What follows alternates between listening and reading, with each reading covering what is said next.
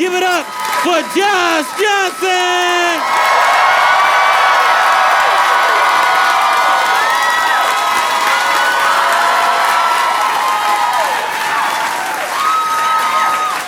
I don't know. Maybe y'all saw. Maybe you didn't see. People can only watch so much news, you know. But y'all saw the president at the UN. This is.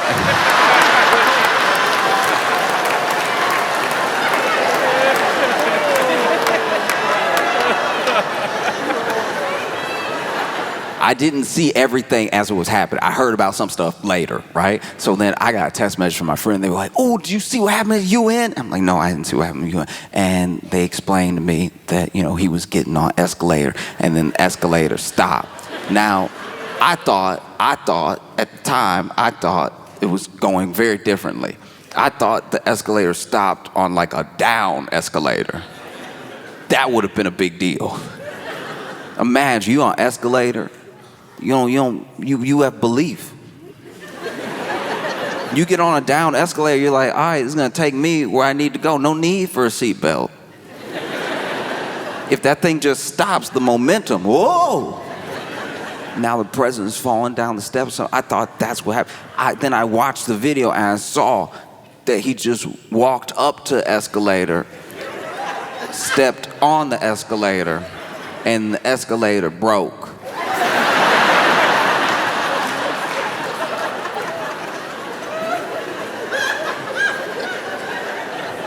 And you saw him stand at the bottom of the escalator like, what?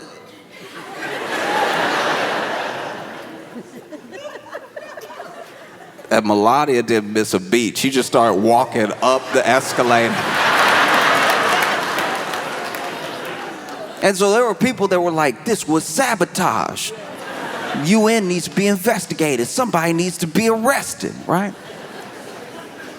But then he made it up the escalator / stairs. And he went to speak to the UN. Went to speech for the whole of the UN. He's standing here, UN, over there. And as soon as he goes to start, the teleprompter broke. We know the teleprompter broke because he told us. As soon as he walked up, he told us, teleprompter broke.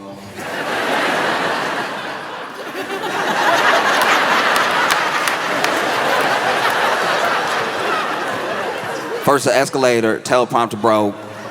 Nothing here work. Nothing. No, teleprompter. And it's like, look, if you're delivering a speech and it's been, uploaded to a teleprompter, then teleprompter breaks, all right, like, that is something to be annoyed or caught off guard about. But I'm sitting there watching, like, why do you care that the teleprompter, you're not gonna read it, like you're not. Every speech is off the dome. Every speech you can tell every speech he's over here freestyling every time. Why do you even have a speechwriter? You know the president's speechwriter right now gotta be the easiest job in the world. You just over here typing up chapters from Great Expectations, knowing he's not gonna read it. Knowing he's just gonna go, you know what I mean? He goes off of vibes. What do you care that the teleprompter's broke? You weren't gonna look at it. You might have read the first couple sentences and then been like, you know what? I'm gonna speak from the heart.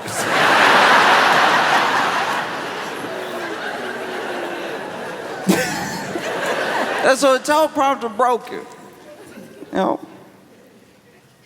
And so he's like, I guess I'll just have to. Which was also wild because the speech was printed out in front of him. But he was like, no, you want me to turn pages? No. Then proceeds to, give this address to the UN, and depending on who you talk to.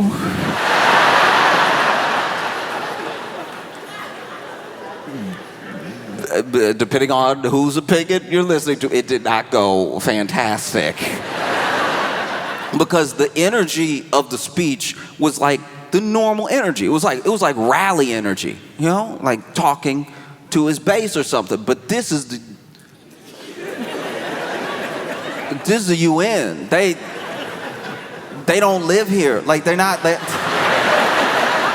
of the stuff they don't care about. Like you talking to the UN. Everyone's here. He's over here like I inherited a mess and we fixed it and like years ago we were down in the dumps and now we're the hottest country in the world. He keeps saying we're the hottest country in the world and I don't know what that means. I feel like even the UN was like, so what? Climate change?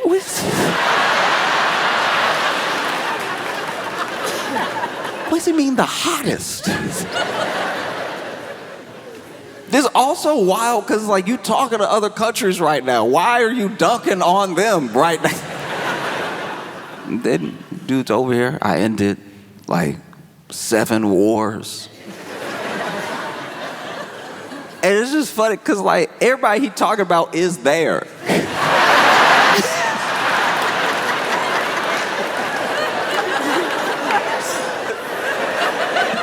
So now some of these countries look at each other across the desk like,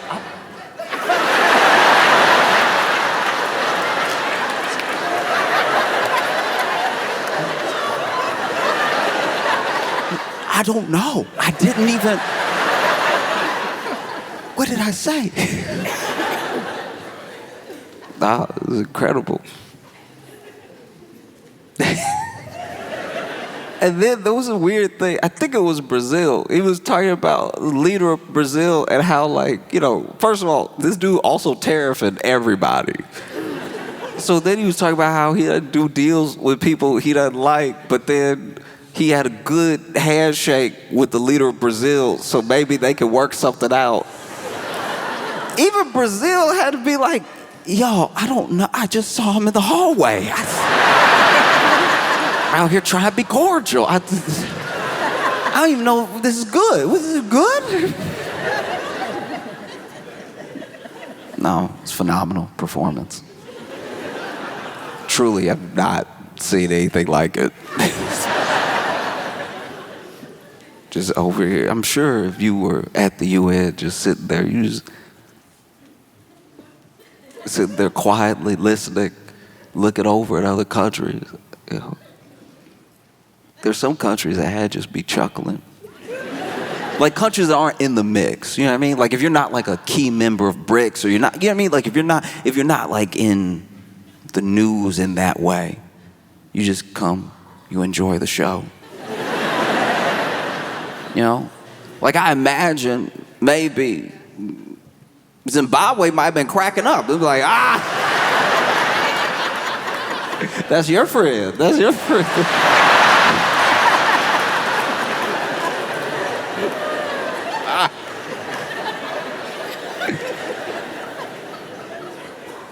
But that wasn't the only incredible performance. That wasn't the only press conference. Because they held a press conference. Because they found it.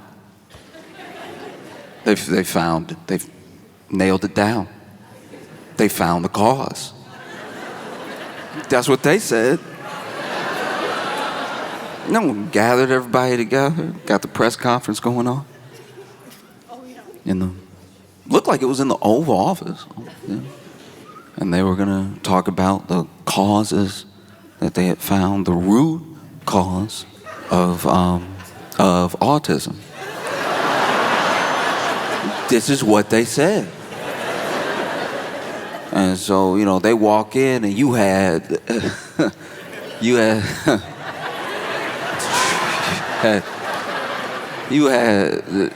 Dr. Oz.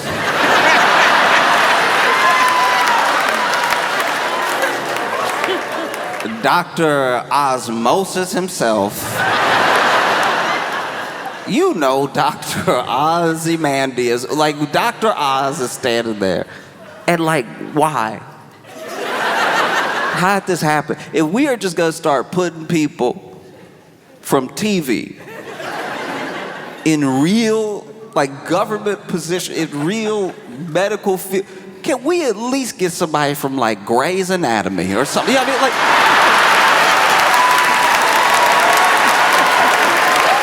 if we are already not being serious, can we not be serious better? Who is checking for Dr. Oz besides Oprah? Who is?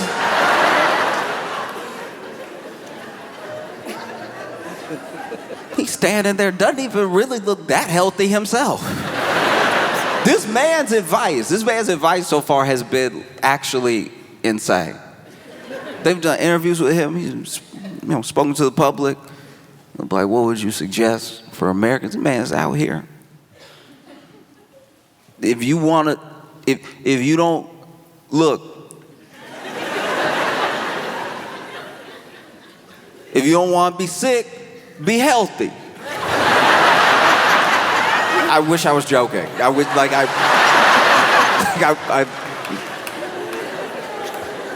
can barely take credit for that one. I changed like 2 words. So you got Dr. Oz from TV on one side. And then you have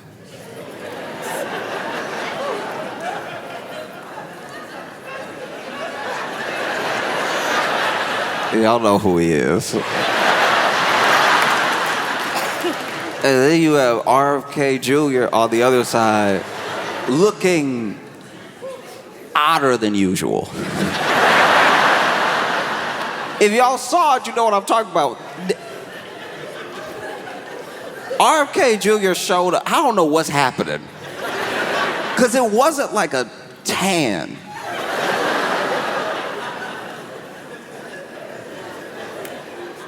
Like, he looked like a bruised blueberry. Like, he looked wild, and nobody addressing it. Nobody saying anything. The president over here just trying to not use his peripheral vision.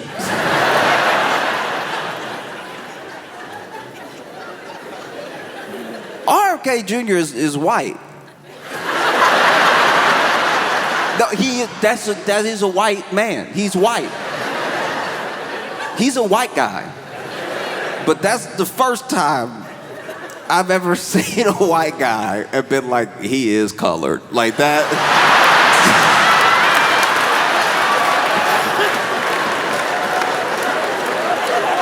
Yo, my man, what is happening? He just stand there like he been holding his breath for 26 years.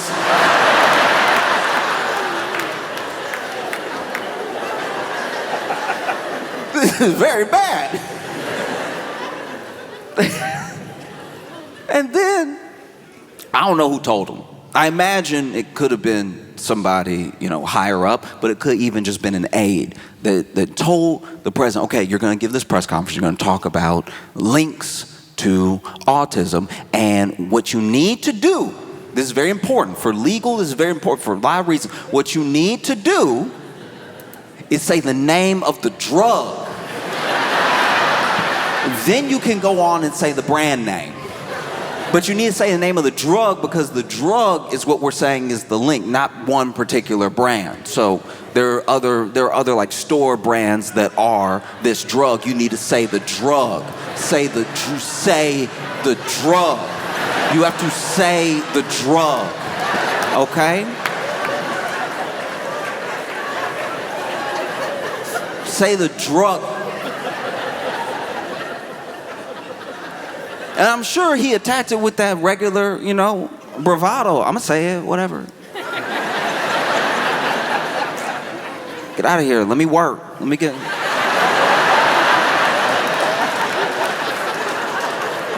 in the zone, all right? I got you in my ear. I got him over here being purple. Let me work.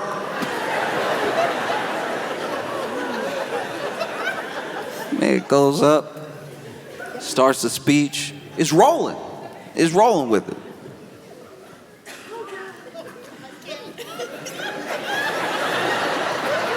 And then he hit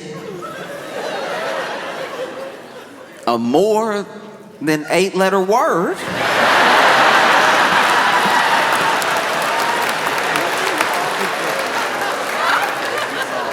And then the commander-in-chief, leader of the free world, in real time, in front of us, the American public, technically the whole world, because the internet,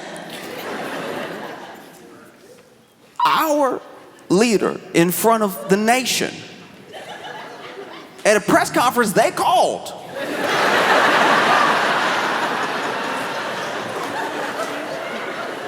Our leader in real time sounded it out.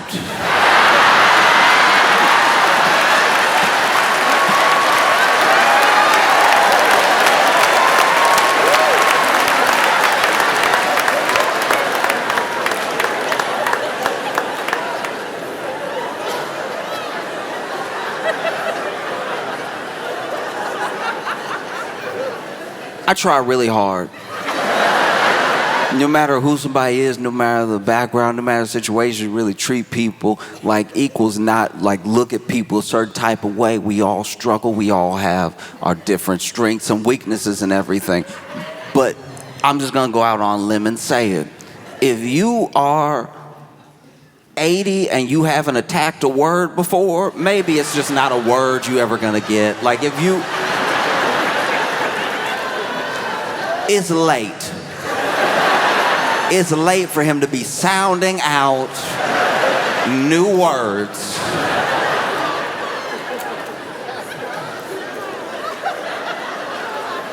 Because the word, he could see the word coming up.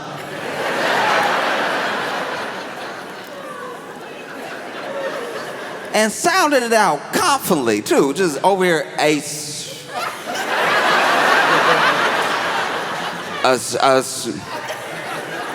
some toast,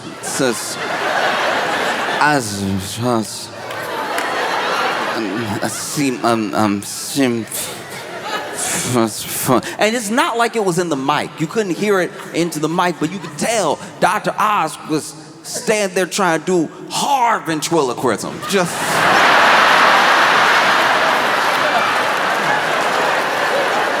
Dr. Oz was standing there like, just open your mouth, let me do it. Just...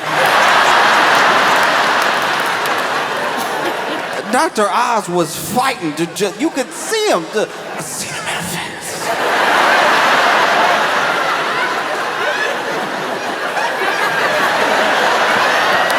I see him in the face.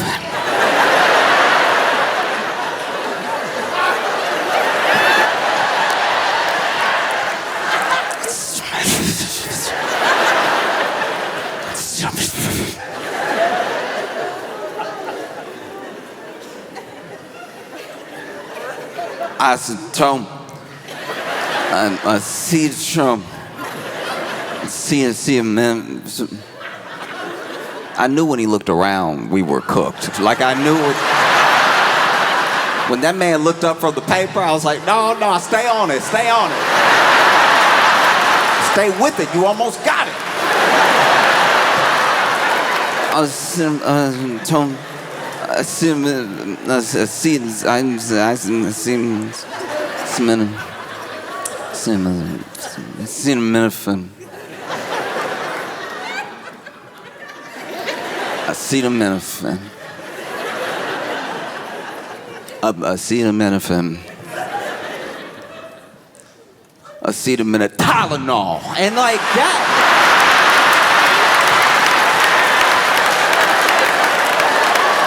That is also wild, too. Gave us the full, what is it, Porky Pig? Gave us the full,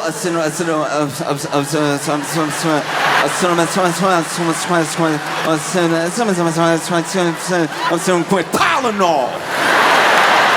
And he was hitting those T's, that Tylenol, extra hard. He was getting his payback with those T's. Tylenol, don't take that Tylenol. When y'all see Tylenol,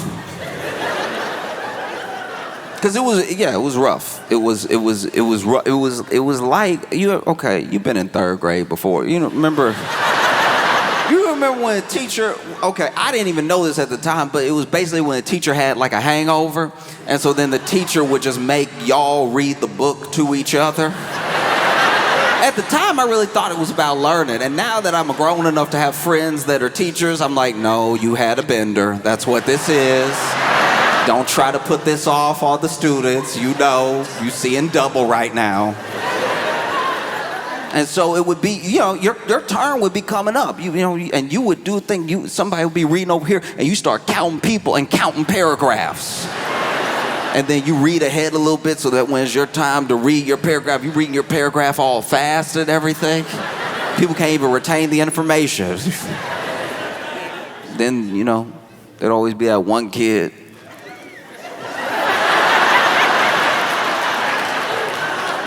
There'd be that one kid where it's like, when you get to his paragraph, that's gonna last till the end of class. So you literally count your paragraph till you have to read, and then you count paragraphs, and you like, the bell gonna ring here.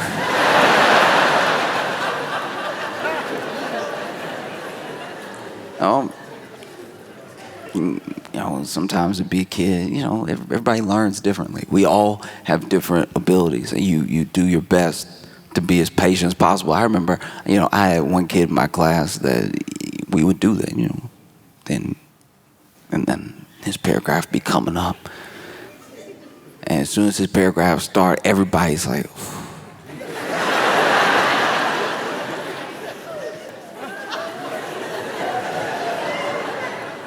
and then he would start, and he would be sounding it out, and then hit the word, and then sounding it out. Everybody learns at a different pace. Sounding it out, hit the word. Sound it out, hit the word. Sometimes he'd even go back, sound it out, hit the word, say the last 3 words together. He's learning. We're all learning.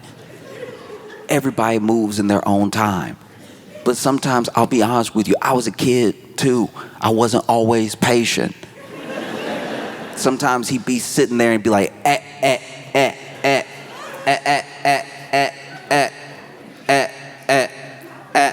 I'd be like, it's A. You already hit it. It's A.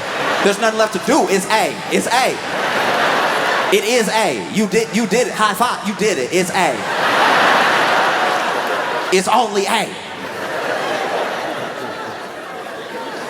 And then you grow up and you mature and you realize that everybody's good at stuff. People aren't as good at stuff and everything. Because I'll tell you what, I could read, when I was a kid, I could read, very good at reading. My math wasn't great. So then when it came to math, it was me who was like a little bit behind all the time, especially when we got to like algebra. Because I could factor a little bit. I understood denominators and stuff like that. Like, I felt like I was keeping up and everything. But when we hit algebra, all of a sudden, the tables were turned. This is why you have to be as patient with people as you want them to be with you. Because I'm sitting there. And for the first time, there's letters. There's letters in the math problem. But I'm sitting over here like,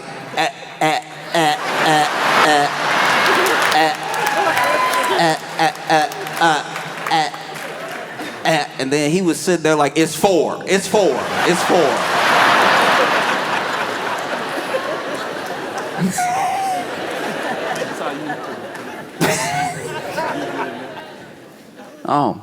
And so, he's over there. He went ahead and dunked on that acetaminophen, and then went ahead and started saying Tylenol, started describing to the people things that were not on the paper in front of him. Which is why you definitely shouldn't be upset when the teleprompter doesn't work. You know is what you're gonna do. This man was just throwing out all types of wild claims. This dude was like, hey, look, The Amish?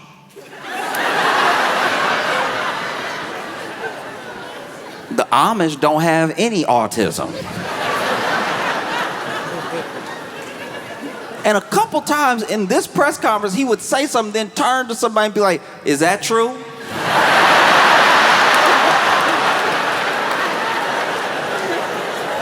My man, no, it's all on the paper. They put it all on the paper. You had RFK Jr. turn from purple to red. Because then he just started going off on like vaccines in general, you know, and just started saying like, look, you know, it's too much. It's too much. And he's not the first person, he's not the only person to be saying that. It's too much at one time. You know, you got those beautiful babies and you shooting them up with 80 shots of liquid.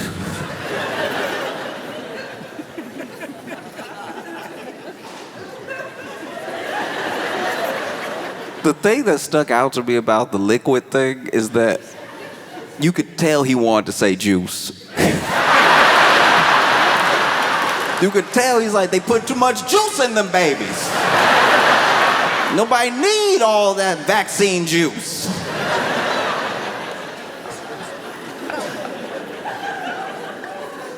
No, it was truly wild. And then it was over. And then it was over. I can't imagine what it must have been like to be on the board of Tylenol. If you're on the board of Tylenol watching this press conference, you over here probably on a whole roller coaster of emotions. Like, at first you'd be sweating because they had let it slip several times that this is basically what the topic was going to be and what was going to be said. It had been like, you know, pieced out, little flavor, little sprinkle here and there for the media all the way up until that press conference, right? But then, when they actually said it, I'm sure Tylenol was stressing when they said this is what the press conference was going to be about. This is what they were going to talk about. You work at Tylenol, you sitting there, edge of your seat.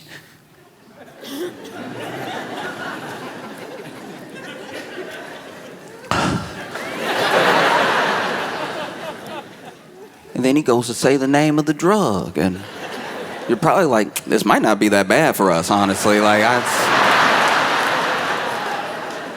He almost said a cinnamon. We might be in the clear here. All we gotta do is come out with a label, no cinnamon in our product. We'll be fine. And then he says your brand name. Then he says your brand name over and over again, and now you're like, that's not good. That one came out perfectly. And then he talks about the Amish, and you're like, I guess if people watch the whole thing, they'll be confused enough to not know if they should take it or not. Because my thing is, look, why have such an unforced error? You know what I mean? Go ahead. You already got Caroline Levitt talking to the media all the time. Get her out there to start the thing. Get her to say the name of the drug and then walk off. Then you can go and just go off your vibes and everything. You had two people on either side of you that probably say the name of the drug all the time. Don't let him, but let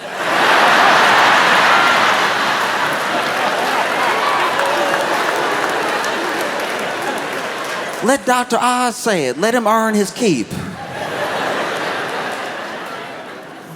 No, he over here supposed to be a doctor. Got the shortest name I've ever seen. Because I do my best to be up on the news, but I don't always want to talk about, politics and stuff. Sometimes there's stuff that happens that has nothing to do with anything political, and it just warms your heart to see it. You'll see a news story that captivates you, and it doesn't take you into like any sort of polarized position, Like I saw this South Carolina teacher that got arrested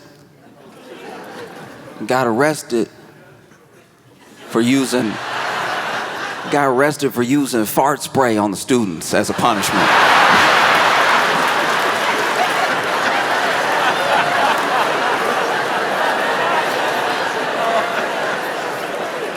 Look, I'm not a teacher.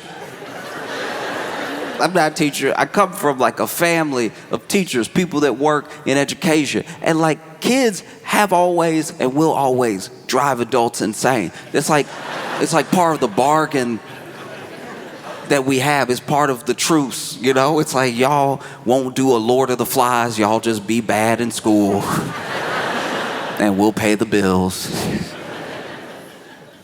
And look, I can't imagine what it's like to teach, especially now. You have kids who genuinely, because of like lockdown and COVID and stuff like that, missed out on little pieces. You have adults now who missed out on like a full college experience. You also have little kids who missed out on having their friends over and, being able to socialize at a very specific point in their life. So everybody's been like knocked off their kilter a little bit by COVID and by lockdown, not being able to just be with each other. That's just, a fact. And because of how school was going in that time, you have people who are really behind because they didn't have that special attention. You had to do school on Zoom with a bunch of other students, and maybe a kid needed help and they couldn't get it immediately, not in the way you can get it when you're present, I can't imagine what it would be like right now to be in school, sitting there trying to do my algebra like zzz, zzz, zzz, zzz. And so then the kids come back to school and, some of them are excited to see their friends. Some of them are still trying to learn how to socialize. Some of them, maybe aren't as affected as others. But kids will be kids. Kids will be loud. They won't listen, all that stuff. And then what do you do if you're a teacher? You got teachers out here fighting for their lives just to try to teach you some English.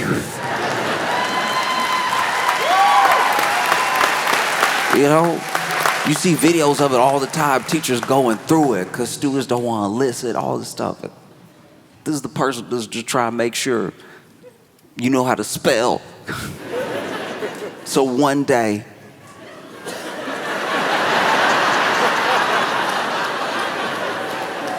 if you make it all the way to the White House and you have to address the nation, you won't be like, cinematosis. And so if you're a teacher, what do you do? Like my teachers used to yell. Teachers yell, it happens. Hey, stop! And you can tell, there's a certain yell, especially when you got like a male teacher, there's a certain yell that you can tell you broke him because his voice cracked. You know what I mean? Like, if he's like, hey, hey, y'all, chill out, right? And he's had enough of it, and maybe you're the first period of the day. You know what I mean? Y'all being a little loud. Hey, listen up, right? Something happened at about 5th period and on, where if you really got him at his wits' end, he'd be like, hey!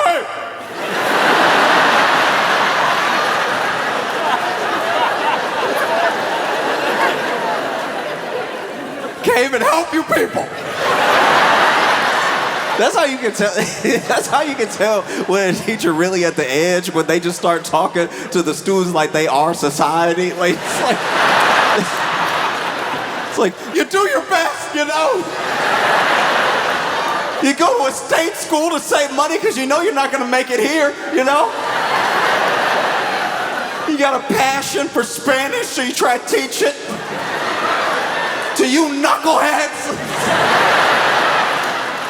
Just truly, teacher ready to cry. Over here, you get that third shut up. Sometimes that third shut up doesn't have any bass behind it. It sounds a little bit, shut up!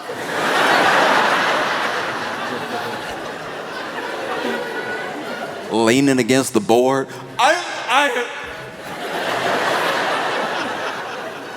don't know what to do. And so what do? You know what I mean?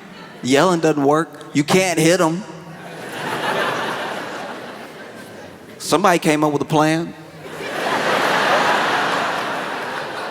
Somebody was like, all right, y'all don't respect me? Okay, y'all don't respect me? You will respect this.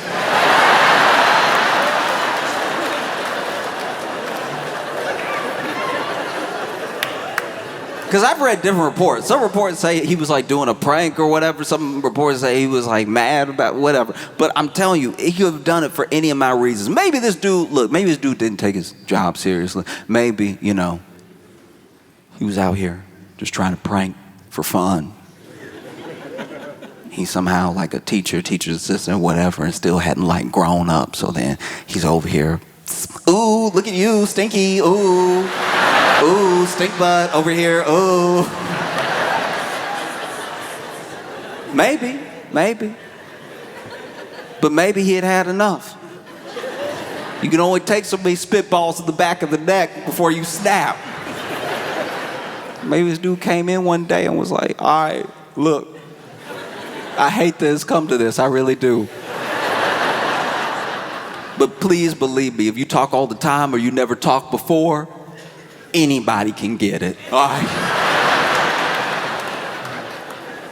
I'm not gonna lose my voice this week because y'all don't wanna learn. Anybody can get it. Anybody. I'm gonna put it right here. And I'm begging y'all not to test me. As soon as somebody's talking to their friend, he's like, what?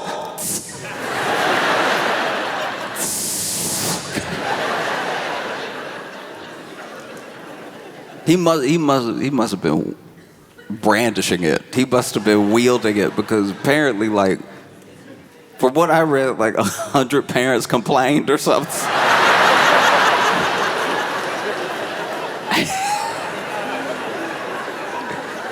This dude got arrested, and then I think they said like 2 students went to the hospital or something like that. And I'm sure you over there in interrogation tried to defend yourself. They should have thought about that asthma when they were doing all that talking, all right?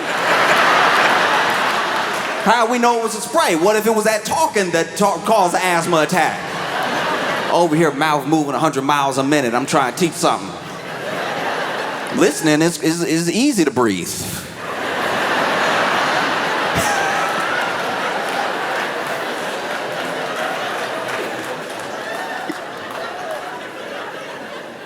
Because I wonder how much he must have done it. You know what I mean? Was it just off of anything? Just one little noise? Huh? Or did he wait? Was he like writing on the board, letting the chatter sort of build? And then that's the thing. When you're a kid in class, you always think you're good if you're just not as loud as the loudest person. But that noise rises the entire level of the volume, because now if everybody's talking a little bit, somebody's going to get a little bit more confident, get a little louder. Everybody starts talking a little louder. And as long as they're not as loud as the loud one, now everybody's basically screaming just so they can hear themselves because they're all doing so much talking. And next thing you know, he whips around, hey!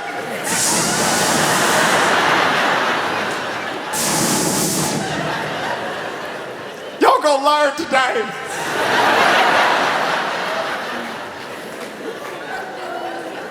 Because even the school said that he did $55,000 worth of damage.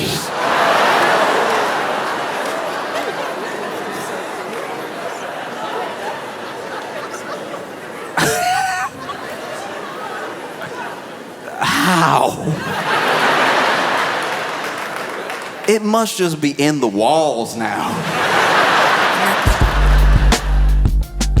When I